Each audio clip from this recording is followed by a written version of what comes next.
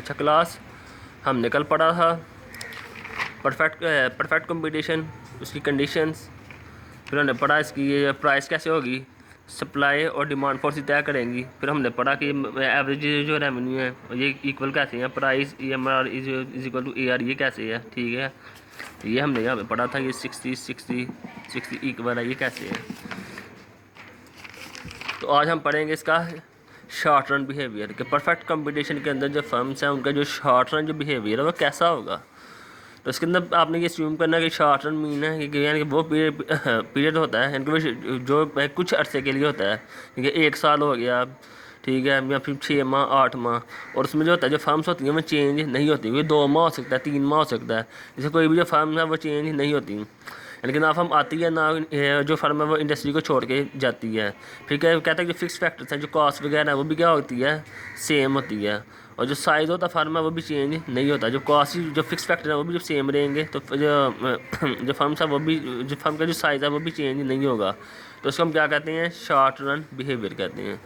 अब इसका equilibrium point कब आएगा, जब MR किसके इक्वल होगा, MC के, और जो स्लोप होगी MC की वो ग्रेटर होगी MR के। ठीक है ना, आपने यहाँ पे देखा होगा ये प्राइस है, ये क्या है, MR है।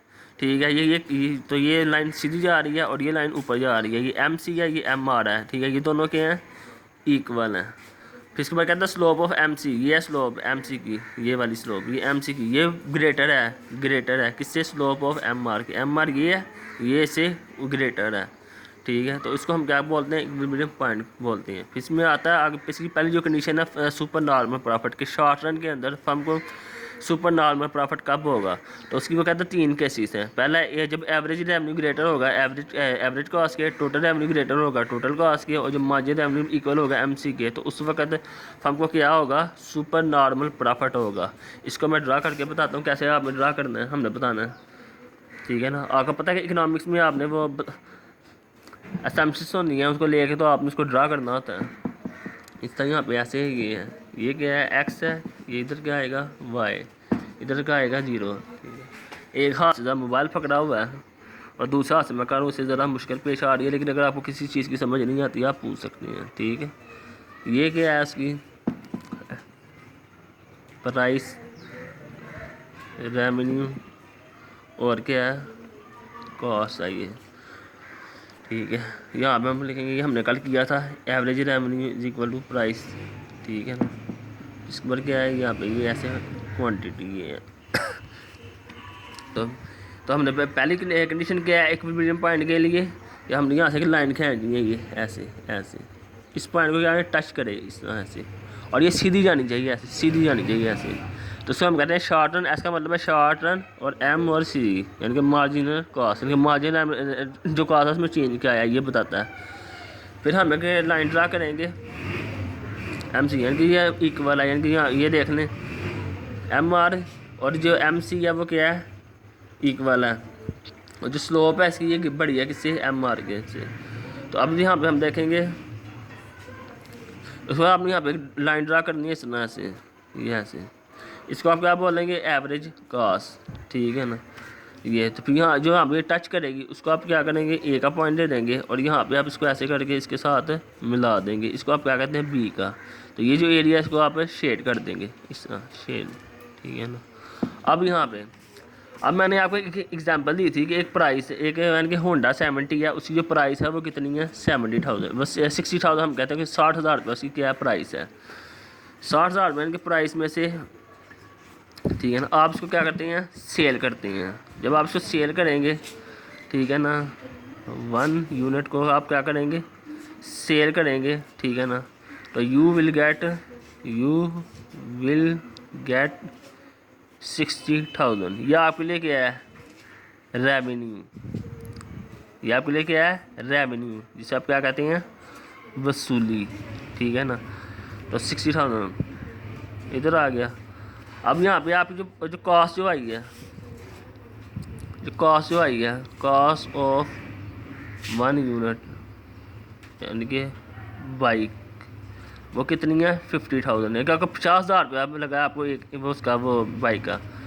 तो जो प्रॉफिट होगा कैसे आएगा, 60,000 यानी कि जानो वसूली प्राइस बेची 60,000 में से माइनस कर देंगे 50,000, तो आपको क्या बचेगा 10,000। ये आपका क्या है प्रॉफिट है, ठीक है ना।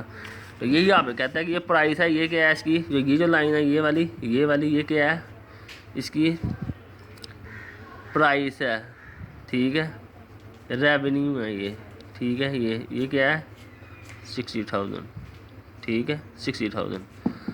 और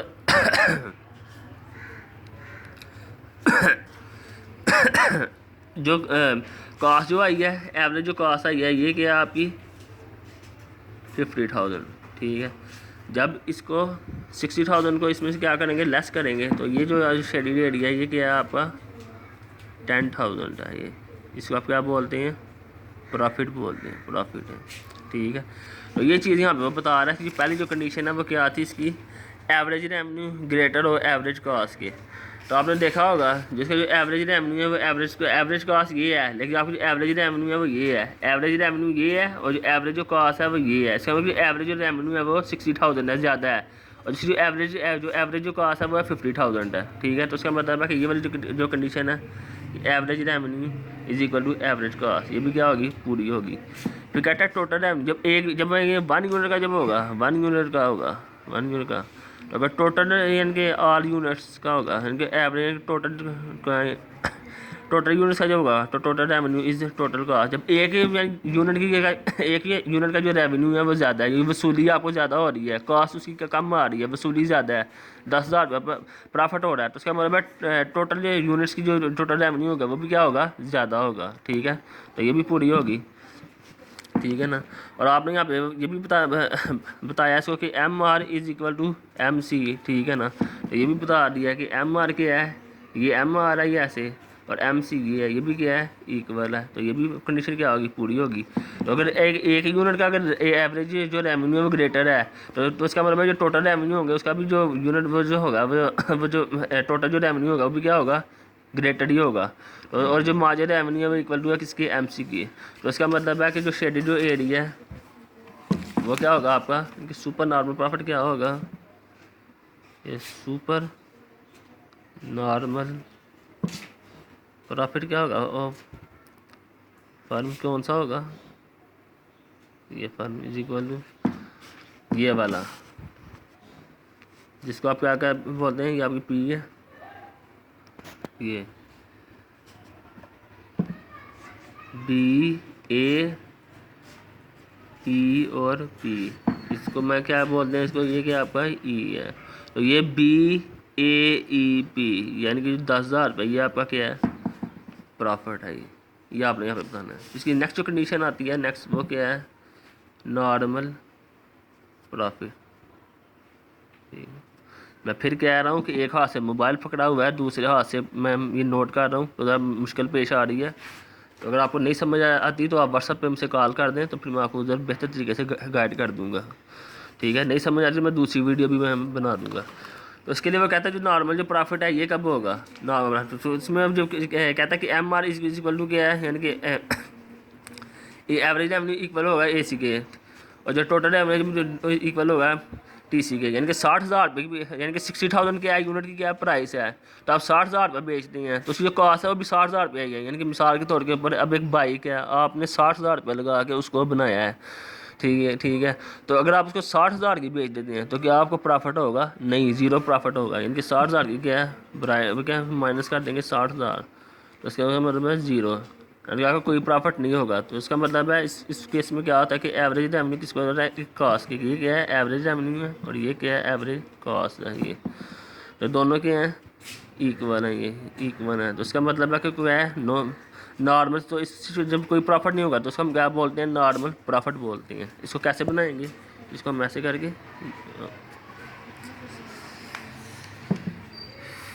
इसको हम इस तरह सीधा करके इस तरह और इस ऐसे, ये एक्स ये क्या है वाई, ये क्या है ज़ीरो, फिर इस तरह यूँ ये क्या है marginal revenue equal to average revenue equal to price. वही इसको आप पढ़ लें,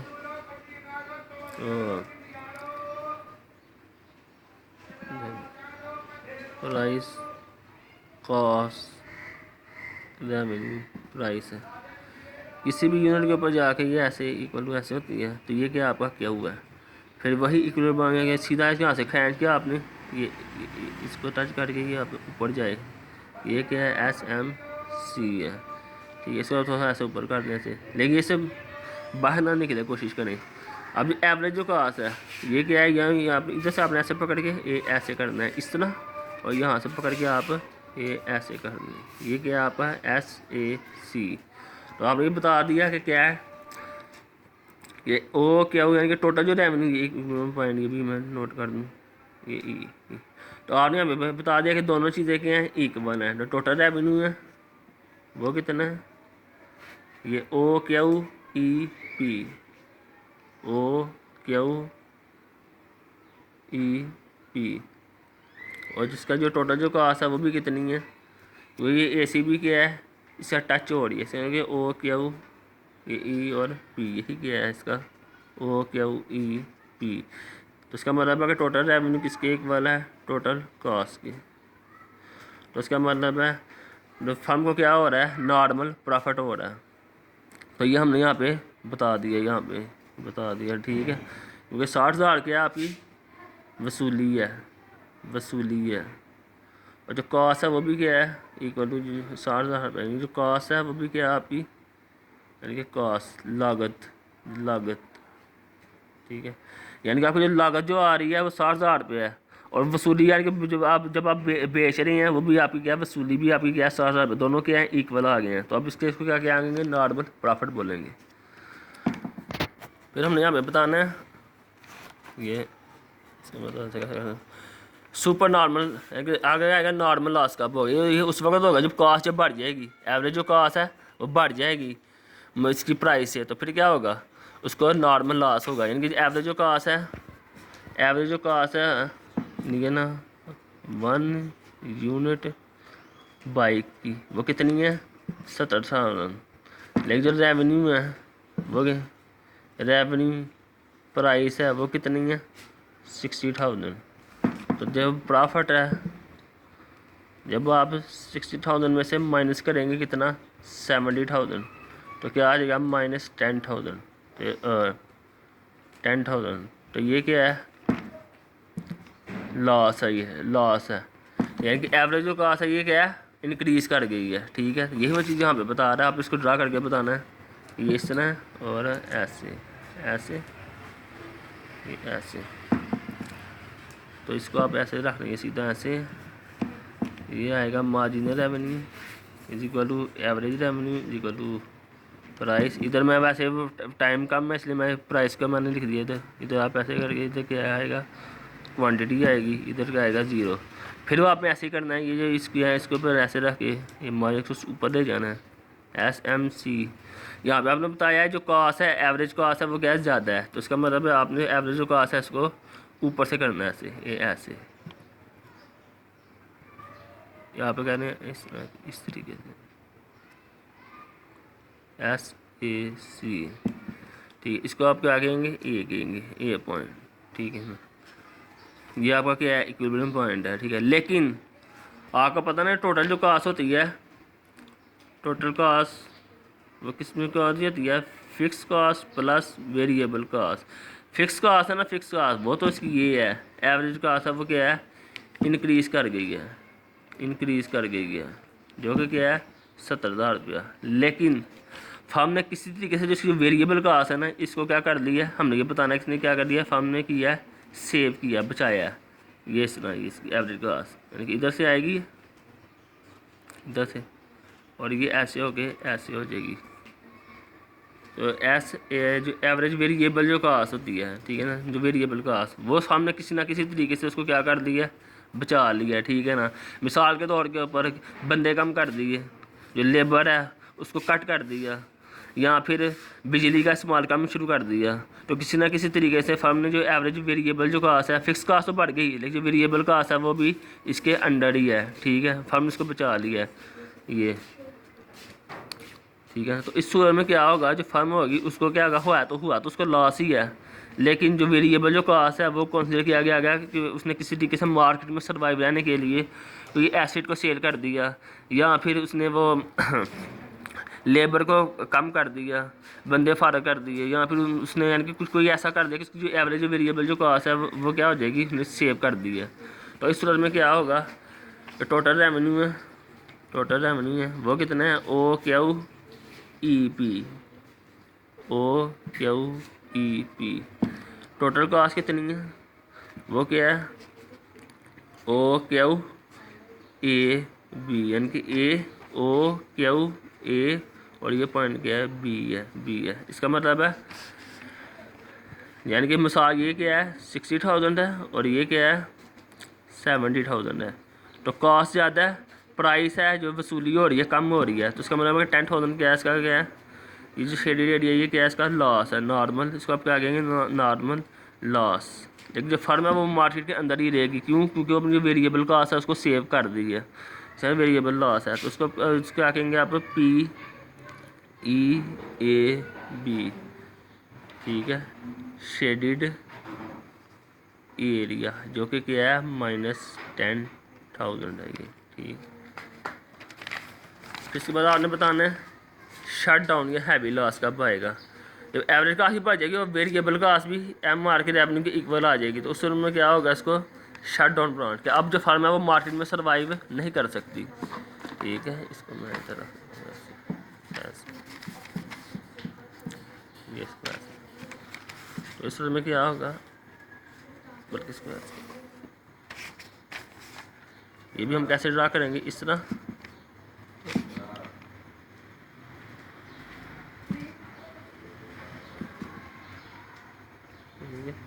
एक्स एक्सिस, वाई एक्सिस 0, फिर वही ऐसे ही इस तरह, ठीक है। Average revenue equal M R equal price, ये क्या है, प्राइस है किसी भी क्वांटिटी के ऊपर वो फर्म हम फर्ज करते हैं वो क्या है, क्या हुआ है क्वांटिटी के ऊपर, ये इसकी आउटपुट है।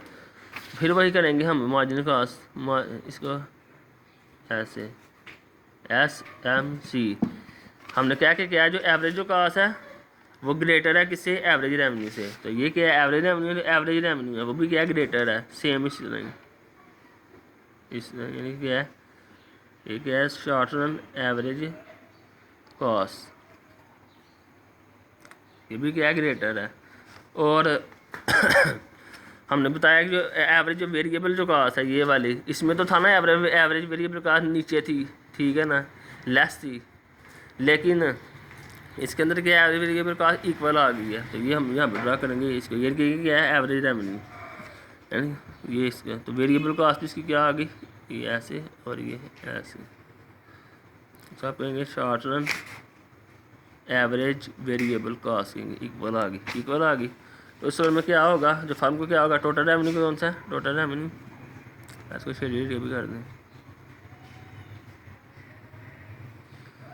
ये क्या है, ए है, ये क्या है, बी है, ठीक है।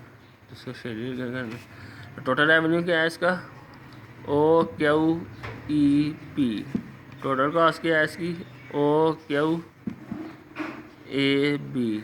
तो टोटल कॉस्ट है वो ग्रेटर है किससे, टोटल रेवेन्यू से।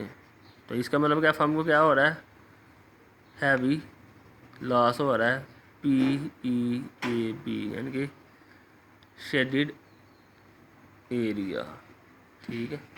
तो यही चीज़ हमने यहाँ पे बता दी, ठीक है ना, कि वो जो इसकी प्राइस है वो कितनी है, 60,000 है, जो इसकी जो कॉस्ट जो आ रही है वो कितनी है उसकी, 60,000 क्या है उसकी कॉस्ट है इसकी 60,000, और जो इसकी जो यानी कि वेरिएबल जो कॉस्ट है, फिक्स कॉस्ट है, ये भी क्या है, ज़्यादा है। वेरिएबल जो एवरेज जो कॉस्ट है वो क्या है, बहुत ही ज़्यादा है, और जो एवरेज जो वेरिएबल कॉस्ट है ये क्या है, बराबर आ गया रेवेन्यू के। तो इसका मतलब है कि अब जो फर्म है वो मार्केट के अंदर सर्वाइव नहीं कर, जिसमें जो एवरेज वेरिएबल कॉस्ट थी, इस केस में एवरेज वेरिएबल कॉस्ट प्राइस से नीचे थी, फर्म ने सेव की हुई थी, इससे वो क्या नॉर्मल लॉस है, यानी कि नॉर्मल लॉस में मुराद है कि अभी भी फर्म मार्केट में सर्वाइव कर सकती है, लेकिन इसके अंदर जो एवरेज जो वेरिएबल कॉस्ट है ये इक्वल आ गया, इक्वल, ठीक है। तो इसका मतलब है कि अब जो टोटल कॉस्ट है वो भी क्या ग्रेटर है टोटल रेवेन्यू से, तो इसे कहते हैं हैवी लॉस, कि अब जो फर्म है वो मार्केट में सर्वाइव नहीं कर सकती। अगर मार्केट में रहेगी तो वो फिर यानी कि हर चीज़ यानी कि वो अब हैवी लॉस में जा रही है, तो उसे फर्म को चाहिए कि वो अपने बिज़नेस को वाइंड अप कर दे, ख़त्म कर दे। तो इसका फिर दूसरा जो आता है वो है long run behaviour, long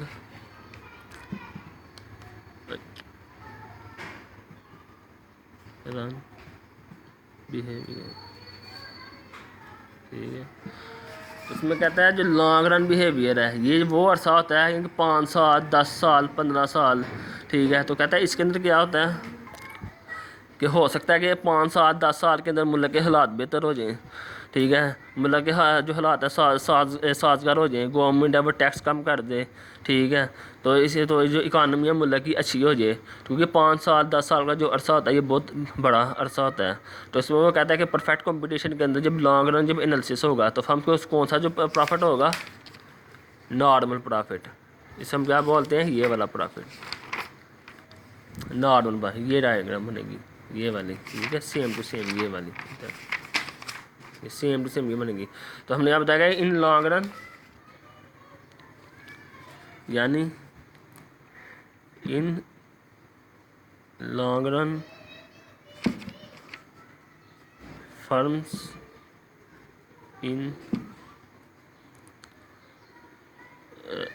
perfect competition will get normal profit, normal profit होगी। तो वही डायग्राम बनेगी इस तरह करके, ऐसे ऐसे 0 है, x है, y है, जैसे कि P is equal to A R is equal to ये क्या है एम आर, फिर उसके बाद ये ऐसे ये है क्वांटिटी, ये क्या है P है, ठीक है। फिर वही बनेगी इस तरह से करके ऐसे। अभी लॉन्ग रन, ये लॉन्ग रन है, इसे अब यहाँ पे क्या आएगा, L आएगा, L, ठीक है, LMC। यही आप इधर ऐसे आएगी, ऐसे ऐसे LAC, यानी कि सेम टू सेम। ये कौन सी डायग्राम है, ये वाली, ये जो डायग्राम है ये इसकी तरह से ये सेम टू सेम। लेकिन यहाँ पे S है तो यहाँ पे क्या आएगा, इसका L आएगा, ये L लॉन्ग रन। तो ये इधर आ गया, ठीक है। तो इसके अंदर भी क्या होगा, जो टोटल रेवेन्यू है वो क्या है, OQ, ये EP, और इसके साथ साथ जो टोटल जो कॉस्ट है वो भी क्या है, OQEP है। तो टोटल रेवेन्यू किसके इक्वल है, टोटल कॉस्ट है, ठीक है। तो इसको हम क्या कहते हैं, इन लॉन्ग रन, ठीक है ना, यानी कि here the firm in normal profit in long run which is included L long run, ठीक है। तो जैसे हमने यहाँ पे बताया कि लॉन्ग रन के अंदर जो फर्म्स हैं वो नॉर्मल जो प्रॉफिट है वो कमाएंगी, यानी कि वो उनको अर्न होगा। ये इसकी क्या है, डायग्राम है। तो ये चीज़ के अंदर आ जाए, सिर्फ डायग्राम है, ठीक है। कि आपने पहले ये बताना है, कंडीशंस बतानी है, और फिर बाद में आपने डायग्राम बना देनी है, ठीक है। यानी कि पहले क्या आपने क्या करना है, कंडीशंस बताई, ठीक है, और फिर आपने क्या कर दिया, वो बना दिया कि मैंने कंडीशन बताई, डायग्राम, कंडीशन बताई, डायग्राम। इधर भी ऐसे ही है, कंडीशन बताई आपने पहले, डायग्राम, फिर आपने यहाँ पे कंडीशंस बताएंगे और डायग्राम बना दी, बस यही चीज़ है। तो आपने डायग्राम की, अब इसको वीडियो को देखें, प्रैक्टिस करें, जिस चीज़ की समझ नहीं आती तो आप मुझसे फिर पूछ सकते हैं, ठीक है। ताकि मैं, तो अगर आपको कोई किसी चीज़ की समझ नहीं आई तो आप मुझे बताएं, फिर मैं उसकी दूसरी वीडियो में आपको वो क्लियर कर दूँगा, ठीक है। अस्सलाम वालेकुम।